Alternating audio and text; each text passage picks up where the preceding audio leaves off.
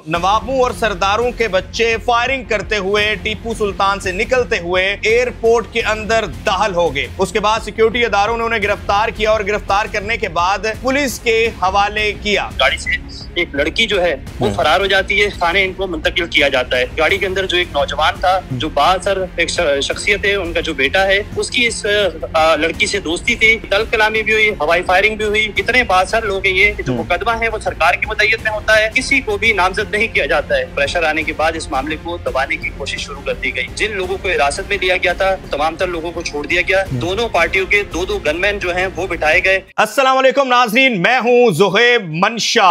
आज हम आपको बताते हैं कि कराची में सरदारों के बच्चे, नवाबों के बच्चे, पॉलिटिशियंस के बच्चे और बिजनेसमैनों के बच्चे किस तरह से कराची का अमन तबाह कर रहे हैं। आप जानकर हैरान हो जाएंगे और आपके रोंगटे खड़े हो जाएंगे कि कराची के टीपू सुल्तान से निकलते हुए, शारा फैसल से होते हुए, फायरिंग करते हुए लग्जरी गाड़ियों और जदीद हथियारों के साथ दो ऐसे बाअसर फैमिलीज के बच्चे थे जो फायरिंग करते करते जिन्ना इंटरनेशनल डिपार्चर में दाखिल हो जाते हैं।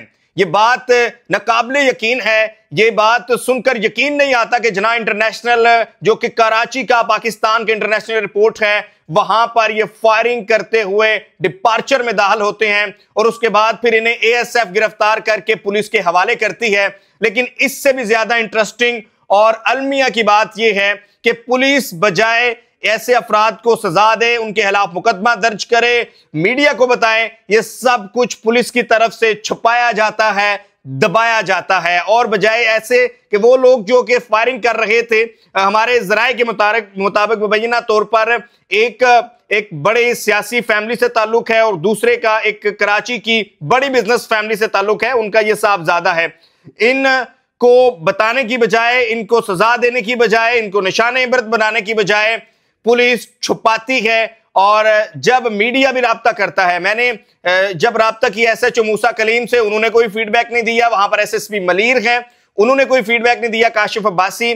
और आप अलमिया देखिए कि कितनी अफसोसनाक बात है कि किस तरीके से ये बासर फैमिलीज के बच्चे फायरिंग करते हुए लग्जरी गाड़ियों में जदीद हथियारों के साथ एयरपोर्ट में दाखिल होते हैं। एएसएफ गिरफ्तार करके पुलिस के हवाले करती है, जो कि उसका अपना किरदार था वो उन्होंने अदा कर दिया। लेकिन पुलिस के ऊपर सवालिया निशान कितना बड़ा है। मजीद वाकई की क्या सारी तफसीलात हैं, ये फैमिलीज कौन सी हैं, कौन सी बासर सियासी फैमिली है, कौन सी बासर बिजनेस फैमिली है, पुलिस मौकफ क्यों नहीं दे रही, एसएचओ एयरपोर्ट मौकफ क्यों नहीं दे रहे, एसएसपी मलीर मौकफ क्यों नहीं दे रहे, आखिर क्या वजह है कि मुकदमा दर्ज किया जाता है और फिर उसे छुपाया जाता है। इस सारे वाकये की तफसीलात के लिए हमारे साथ सीनियर क्राइम जर्नलिस्ट काशिफ मौजूद हैं जियो टेलीविजन से। काशिफ, बताइएगा कि ये तो बड़ा अफसोसनाक वाकया है कि कराची में हमने देखा है कि डाला कल्चर, गन कल्चर तो दिन ब दिन बढ़ रहा है, लेकिन इस कदर हालात खराब नहीं थे हुए कि कराची शारा फैसल, जो कि अहम शारा है कराची की, वहां से होते हुए एयरपोर्ट के अंदर डिपार्चर तक कोई दाखिल हो जाए फायरिंग करता हुआ। बिल्कुल ज़ुहैब, आपने इस हवाले से सही बताया। देखिए, ये जो दो गाड़ियां थी, लग्जरी गाड़ियां थी, ये कराची क्लब से निकली हैं। निकलने के बाद शारा फैसल पहुंची है और वहां इन दोनों गाड़ियों के दरमियान जो लोग इनमें सवार थे, उन्होंने स्ट्रेट फायर किए हैं।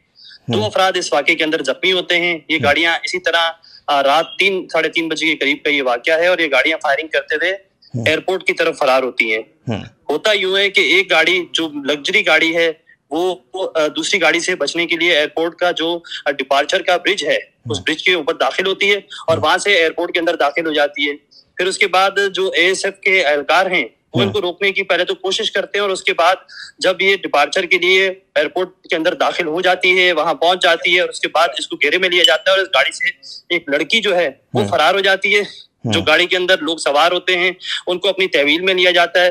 लेने के बाद जो इस गाड़ी का एक और गाड़ी ताकुब कर रही होती है, उस गाड़ी को भी जो है वो जो एसएफ के एहलकार हैं वो अपनी तहवील में लेते हैं और लेने के बाद करीबी जो थाना है, एयरपोर्ट थाना लगता है, उस थाने इनको मुंतकिल किया जाता है। मुंतकिल करने के बाद इनसे पूछगछ की जाती है तो मालूम ये होता है, जो हमारे जराए हैं वो ये बताते हैं कि जो इस गाड़ी के अंदर एक लड़की सवार थी उस लड़की की जो दूसरी गाड़ी थी, उस गाड़ी के अंदर जो एक नौजवान था, जो बासर एक शख्सियत है, उनका जो बेटा है, उसकी इस लड़की से दोस्ती थी। और इस लड़की की दोस्ती उसके होने के बाद फिर उसके एक दूसरे दोस्त से उसकी दोस्ती हुई, और उस दोस्ती के दौरान जो है उसने फिर इसका ताक़ुब किया। ताक़ुब करने के बाद इनकी तलब कलामी भी हुई, हवाई फायरिंग भी हुई। अब एएसएफ के जो एहलकार हैं उनकी जानिब से ये मौक़िफ़ दिया जा रहा है कि दोनों जो बासर अफराद के जो गनमैन हैं उनको दो गनमैन उनके, और साथ में जो असला है उनका वो, और ये गाड़ियां, और इनके साथ जो लोग थे उन तमाम तर लोगों को जो है वो पुलिस के हवाले किया। लेकिन जब हम इस हवाले से पुलिस ज़राए से बात करते हैं तो उनकी जानिब से हमें ये बताया जाता है कि मुकदमे के अंदर किसी को भी जो है वो नामजद नहीं किया गया। अच्छा काशिफ भाई, अफसोसनाक बात तो ये है कि एक तो इतना बड़ा वाकया, ये एक छोटा वाकया नहीं हो सकता कि शहर के अंदर वाकयात का होना, और फिर एयरपोर्ट जो कि कराची एयरपोर्ट जिना इंटरनेशनल एक आलमी एयरपोर्ट है, उसके डिपार्चर में गाड़ी का दाखिल हो जाना, और उससे बड़ी नेग्लिजेंस पुलिस की तरफ से है। पुलिस इस वाक़े को क्यों दबा रही है, क्यों छुपा रही है, वो अब तक आपने क्या इसको समझा? क्योंकि मैंने भी कुछ देर पहले जो एसएचओ एयरपोर्ट हैं मूसा कलीम, उनसे राब्ता किया, उन्होंने कोई मौक़िफ़ नहीं दिया। जो एसएसपी मलीर हैं काशिफ अब्बासी, उन्होंने कोई मौक़िफ़ नहीं दिया। तो इसको इतना दबाने की क्या वजूहात हैं? जबकि दूसरी तरफ जो एएसएफ है उसने तो फौरी तौर पर जो है वो बताया भी है कि ये क्या वाकया रोनमा हुआ है। देखिए, इब्तदाई तौर पर एएसएफ की जानिब से भी इस पे फौरी कार्रवाई की गई, पुलिस ने भी लोग हिरासत में लिए, लेकिन फिर उसके बाद पुलिस हुकाम पर हो या फिर जितने भी हसास इदारे हैं उन पर प्रेशर आया, और प्रेशर आने के बाद इस मामले को दबाने की कोशिश शुरू कर दी गई। मामले को ऐसे दबाया गया कि पहले तो इस वाक़े का मुकदमा ही नहीं दर्ज किया गया। मुकदमा ना दर्ज करने के बाद फिर जो मुकदमा हुआ वो सरकार की मदय्यत में हुआ, सरकार की मदय्यत में मुकदमा हो गया। जिन लोगों को हिरासत में लिया गया था, जरा ये कंफर्म करते हैं, उन तमाम तर लोगों को छोड़ दिया गया। दोनों पार्टियों के दो गनमैन जो हैं वो बिठाए गए। अब ये कहा जा रहा है कि वो गनमैन जो हैं उनको भी जाहिर नहीं किया गया और उनको भी छोड़ दिया गया। तो इस पर जो है वो दबाव बहुत ज्यादा है, ना सिर्फ पुलिस पर बल्कि तमाम तर कानून नाफिज करने वाले इदारों पर भी, कि इस मामले को जितना जल्दी हो सकता है कि छुपाया जाए और इसको डिस्पोज ऑफ किया जाए। तो ये तमाम तर चीजें अभी चल रही हैं, और इसका जो मुकदमा दर्ज किया गया है उसमें जो सेक्शन लगाई गई है, मजे की आपको बात बताएं, तो सेक्शन के अंदर होना तो ये चाहिए था कि दहशतगर्दी की दिफात, चूंकि कराची की एक मेन सड़क के ऊपर ये वाकया पेश आता है और रेड जोन के अंदर ये गाड़ियां दाखिल होती है। एयरपोर्ट चूंकि एक रेड जोन है, और उसमें अब से चंद रोज कबल भी कुछ इस तरह का एक वाकया दहशतगर्दी का रिपोर्ट हुआ, तो सिक्योरिटी खदशात पहले ही बहुत ज्यादा है, लेकिन उसके बावजूद ये लोग इतने बाअसर हैं कि उस एयरपोर्ट के अंदर दाखिल होते हैं, और दाखिल होने के बाद फिलहाल जो ये फायरिंग करते हैं, फायरिंग करते हुए फिर ये पकड़े भी जाते हैं, और पकड़ने के बाद भी ये छोड़ दिए जाते हैं। दोनों ये जो फैमिलीज हैं, फिरकैन है, दोनों जो फायरिंग कर रहे थे, बाअसर घराने कौन से हैं, ये आपको मालूम हो सका है कि कौन सी फैमिलीज हैं? पॉलिटिकल फैमिलीज हैं, बिजनेस फैमिलीज हैं, कौन है आखिर ये इस कदर बाअसर लोग? देखें, जो जराए हैं वो ये बताते हैं कि एक इसमें पॉलिटिकल फैमिली है, जबकि दूसरी जो है वो एक बहुत बड़े बिजनेसमैन फैमिली है। उनका जो बेटा है वो इसमें सवार था। ताहम अब तक जो पुलिस की जानिब से किसी को भी ना मुकदमे में नामजद किया गया और ना इस हवाले से कोई बयान दिया गया। जैसे कि आपने भी बताया कि एसएचओ कलीम मूसा से आपकी बात हुई, हमने भी आज दिन भर जो है मुसलसल उनसे राब्ता किया, हमें ऑफ द रिकॉर्ड ये चीजें बताई गई, और साथ साथ ये भी कहा गया कि इन चीजों के हवाले से आप डिस्कस नहीं करेंगे। जो सिक्योरिटी गार्ड थे वो मालूम हो सका है किस कंपनी के थे? बहुत अच्छा आपने सवाल किया। सिक्योरिटी गार्ड के हवाले से भी हमने, अमूमन ये होता है कि कराची में इस तरह का वाकया जो पेश आता है, जैसे कि साइट एरिया में भी जो वाकया रिपोर्ट हुआ, तो फौरी तौर पर सिक्योरिटी कंपनी का पता चलाया जाता है, और उस सिक्योरिटी कंपनी के जो भी उसके ऑनर होते हैं उसको फौरी तौर पर हिरासत में लिया जाता है, जैसे कि मामूल है पुलिस का। लेकिन ये एक वाहिद ऐसा वाकया है कि इसमें अब तक ना सिक्योरिटी कंपनी के जो मालकान हैं उनका पता चल सका, इवन जो मुकदमा दर्ज किया गया है उसमें भी ये नहीं बताया गया कि कौन सी सिक्योरिटी कंपनी के गार्ड थे और ये गार्ड है कहाँ। हम जब आज हमने थाने का विजिट किया और हमने देखा तो ना ही थाने में गाड़ियां मौजूद हैं, चूंकि वो केस प्रॉपर्टी है, तो वो गाड़ियां जिन गाड़ियों के अंदर ये सवार थे, लग्जरी गाड़ियों के अंदर वो गाड़ियां थाने में होनी चाहिए थी, वो नहीं थी। इस हवाले से वो जो गार्ड्स थे वो थाने में होने चाहिए थे, नहीं थे। इवन एएसएफ का ये दावा है कि तमाम तर जो बाअसर मुलजमान भी थे उनको भी जो है वो हिरासत में लेने के बाद पुलिस को दिया गया है, लेकिन पुलिस ने उस हवाले से कोई भी ना हवालगी शो की गई और ना ही इस हवाले से कोई और चीज बताई गई। ये बहुत बड़ा एक सिक्योरिटी लैप्स है, चूंकि ये एयरपोर्ट के अंदर इस तरह असला बरदार जो गाड़ियां हैं वो हवाई फायरिंग करते हुए और फिर स्ट्रेट फायर करते हुए एयरपोर्ट के अंदर दाखिल होते हैं, और जो हमारे जराए हैं वो ये बताते हैं कि दोनों जख्मियों को भी एयरपोर्ट के अंदर से जो है वो हिरासत में लिया गया और लेने के बाद मुंतकिल किया गया है।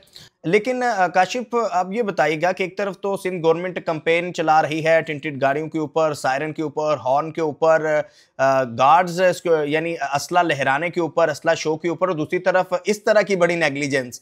तो ये इसके ऊपर आप चूंकि क्राइम कवर करते हुए आ रहे हैं और इससे पहले माजी में बहुत सारे वाकयात रोनमा हो चुके हैं, अगर इसी तरह जो है वो फायरिंग करते रहेंगे, इसी तरह छोड़ा जाएगा, इसी तरह इन्हें कवर करने की कोशिश की जाएगी पुलिस की तरफ से या गवर्नमेंट की तरफ से, तो फिर हालात कैसे बेहतर होंगे? ये एक सवालिया निशान है।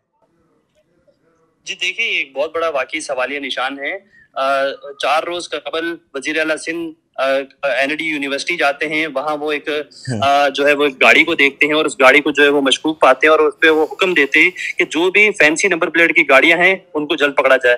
पुलिस की जानिब से कार्रवाई की जाती है, उस गाड़ी को पकड़ लिया जाता है। फिर आपको बताएं कि 2 रोज कबल आपने जो गार्ड का सवाल किया, साइट एरिया में गार्ड ने मुबैना तौर पर फायरिंग की, 2 गैर मुल्की बाशिंदे जो हैं वो उसमें जख्मी हुए।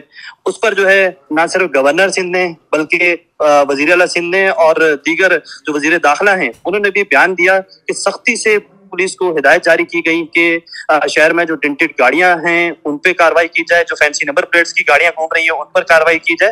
और ना सिर्फ ये बल्कि जो असला बरदार गार्ड हैं या फिर गार्ड्स की जो कंपनी से उनको ट्रेनिंग देने की बहुत ज्यादा जरूरत है और उनको ये ट्रेनिंग भी दी जाए और उन कंपनीज को बाकायदा तौर पर उनकी रजिस्ट्रेशन भी चेक की जाए। लेकिन इस तरह का जब वाकया रिपोर्ट होता है उसमें हम देखते हैं कि पुलिस हुकाम हो या फिर कोई भी अफराद हो या कानून नाफिज करने वाले इदारे हों, तो वो इन बासर अफराद के हाथों से जो है वो मजबूर होते हैं और होने के बाद फिर उसमें जो कानूनी कार्रवाइयां हैं वो इसी तरह की होती है जिस तरह इस मुकदमे के अंदर हो रहा है। पहले तो ये मुकदमा दर्ज नहीं किया जा रहा था, फिर जब मुकदमा दर्ज किया गया तो उसमें नामालूम अफराद लिखा गया, उसमें गार्ड की कंपनी नहीं शो की गई, उसमें उस तरह वेपन नहीं शो किए गए। जो वेपन्स हमारे पास तस्वीर की सूरत में आई हैं वो आपको हम बताएं कि बड़े जदीद वेपन, और उन वेपन्स के साथ आपने भी देखा होगा कि एयरपोर्ट के अंदर चूंकि वो रेड जोन का इलाका है और उनमें किसी को दाखिल होने की इजाजत नहीं है, ना सिर्फ वो वेपन एयरपोर्ट के अंदर ले जाए गए बल्कि हवाई फायरिंग और स्ट्रेट फायर करते हुए गाड़ियां दाखिल हुई हैं। तो ये बहुत बड़ा सिक्योरिटी लैप्स है।